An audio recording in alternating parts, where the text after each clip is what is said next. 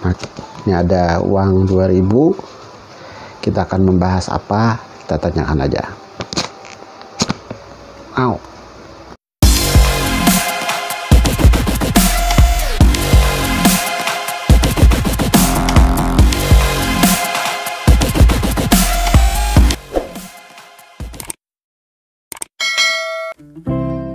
Halo, assalamualaikum, annyeonghaseyo. Sudah lama kita tidak bertemu kembali ya. Setelah sekian lama liburan, saya jadi bingung mau membahas apa kita kali ini.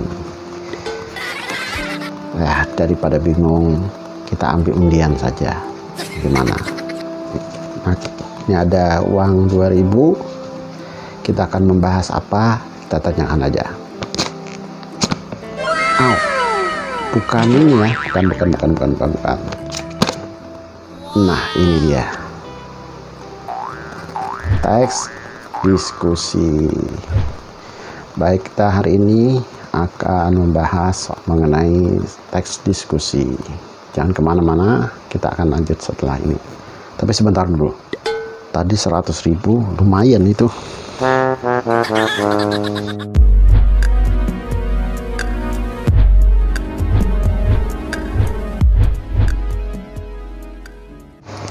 Baik, tujuan pembelajaran kita hari ini adalah satu, mengidentifikasi teks diskusi dan strukturnya.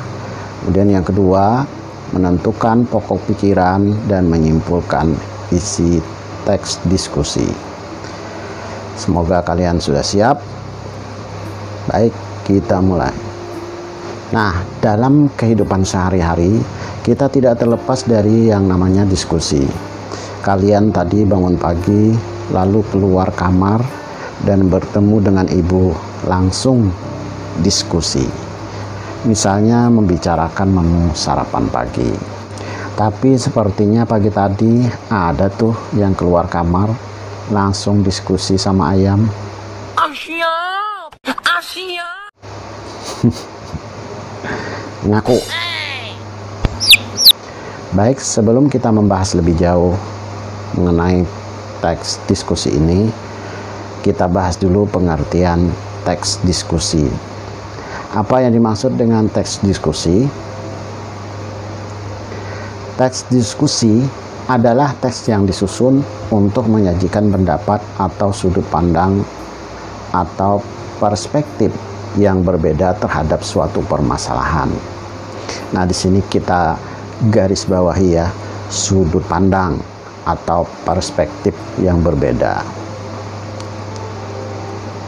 Nah, di kelas 8 kalian juga sudah mempelajari mengenai teks eksposisi. Nah, nanti kita akan bahas juga perbedaannya dengan teks diskusi. Sekarang mari kita perhatikan teks yang ada di halaman 117. Nah, ini di halaman 117 itu, Bapak perhatikan, ini sebenarnya ada 5 paragraf ya. Jadi kalimat ada banyak jenis permainan olahraga yang dapat dan seterusnya. Nah, itu merupakan paragraf ketiga. Nah, di buku paragraf tersebut tertulis menyatu dengan paragraf yang kedua. Jadi 2 paragraf yang di bawahnya itu adalah merupakan paragraf yang keempat, yang kalimatnya itu berbunyi selain itu dan seterusnya, dan paragraf yang kelima kalimatnya itu berbunyi sangat jelas bahwa dan seterusnya.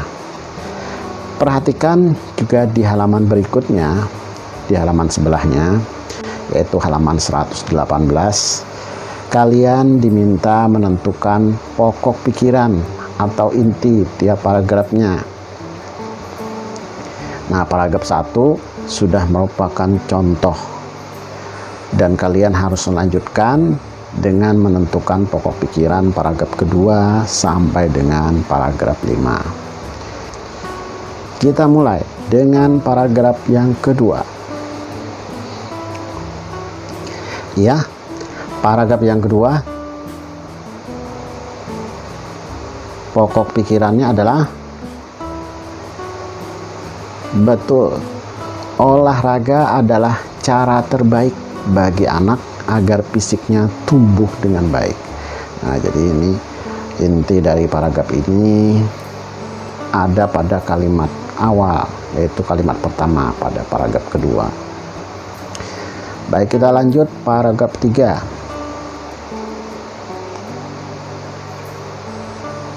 Iya, paragraf 3 ini membicarakan tentang jenis-jenis permainan olahraga. Betul sekali.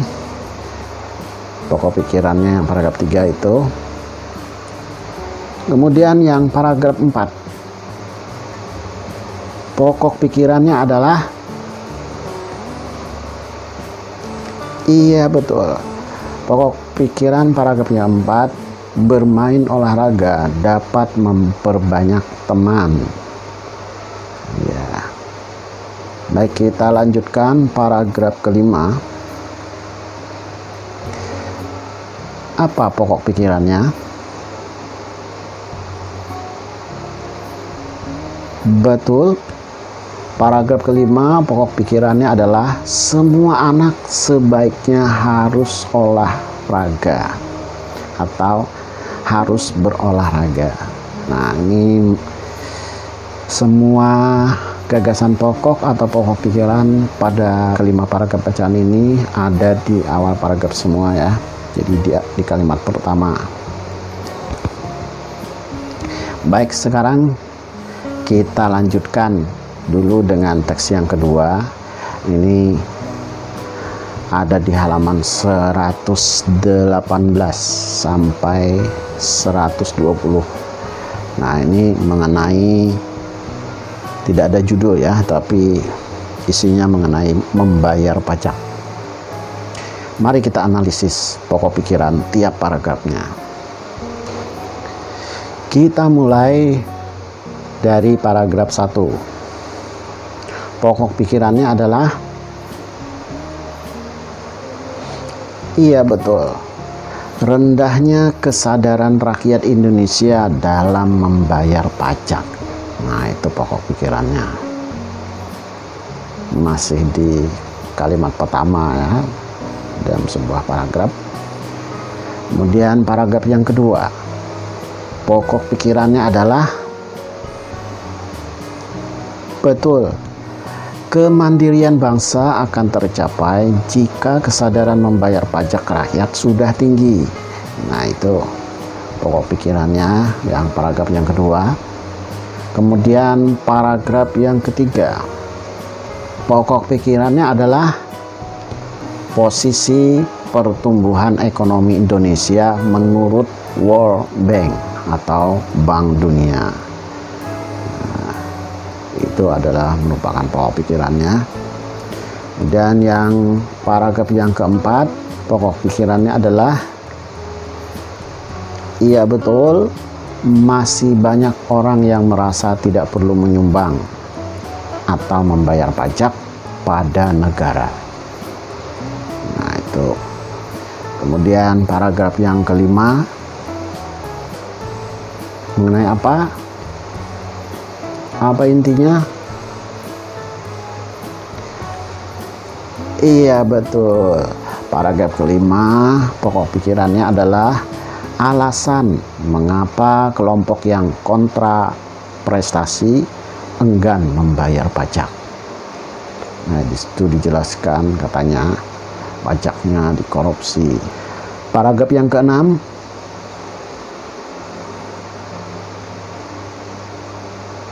pokok pikirannya adalah, iya betul, wajib pajak yang patuh membayar pajak adalah patriot bangsa.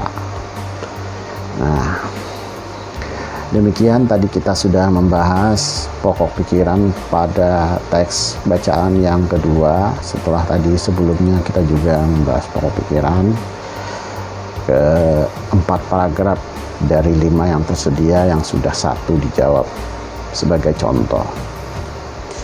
Nah, terakhir mari kita simpulkan. Coba lihat di halaman 121. Nah, di situ berdasarkan kedua buah teks bacaan tersebut yang tadi sudah kita bahas, yaitu teks pertama tentang olahraga anak, dan tadi teks yang kedua adalah tentang membayar pajak.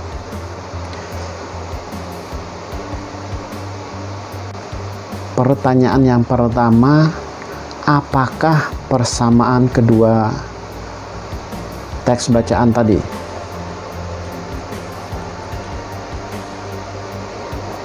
Iya, betul.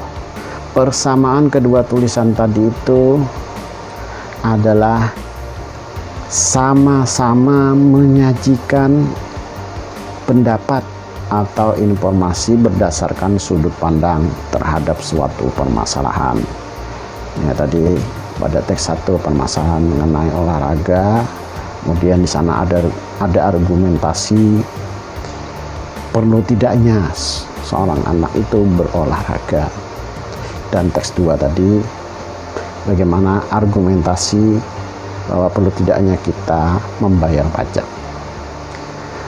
Yang nomor 2, adakah perbedaan antara kedua tulisan tadi?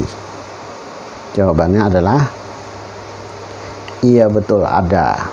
Nah, pertanyaan yang ketiga, di manakah perbedaannya?